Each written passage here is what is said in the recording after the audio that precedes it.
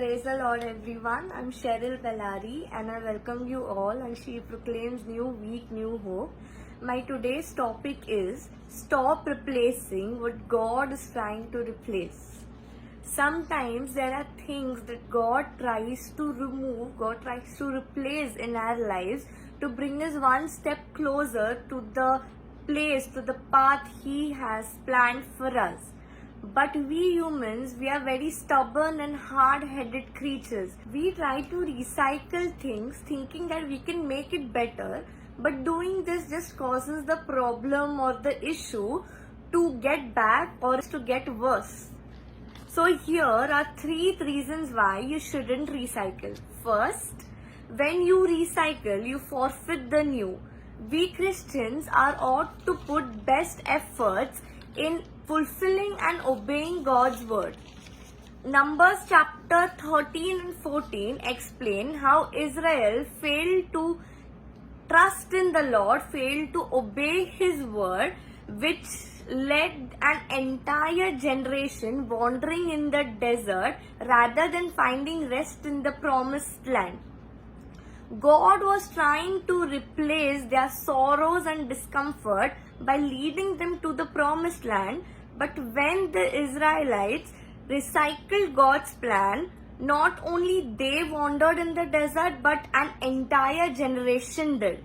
In Hebrews chapter 3 verse 16 to 18, it is clearly mentioned that God was angry on them for 40 years because they did not obey.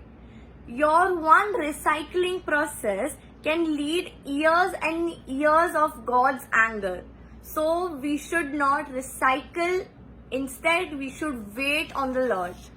My second point is, when you try to recycle, you forfeit the time for personal development.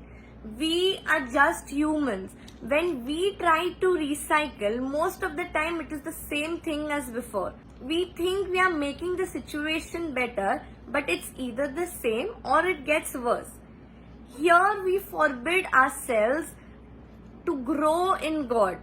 We trust ourselves more than we trust in the Lord. God is the only one who is capable of doing miraculous things in our lives. So why do we cast so much doubt on the living power of the Lord? In Proverbs chapter 3 verses 5 and 6, God says that we should not lean on our own understanding because He is the only one who can lead us to the straight path. Anxiety can only come when we aren't trusting in the Lord. If we put all our trust in the Lord, we already know that He has the victory.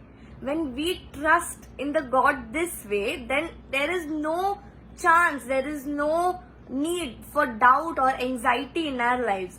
We should just blindly surrender ourselves. We should let God lead our lives because He knows what is the best for us. He is the one who will lead us to the straight path. My third point is, when you recycle, you keep repeating your old disasters. In Isaiah chapter 43 verse 19, God says that He wants to do a new thing. He has a new plan. He has a new thought for you in your life. But when you try to recycle things in your life, you forfeit the plan that God has. We shouldn't dwell in the past. Doing this will just lead us to a downward path. God is about to do a new thing. God is about to do a new incredible thing in your life. But are you ready to receive it today? Are you ready to wait on the Lord with all your heart? Let us pray to God that He helps us to trust in Him. He helps us in these difficult times to wait on Him.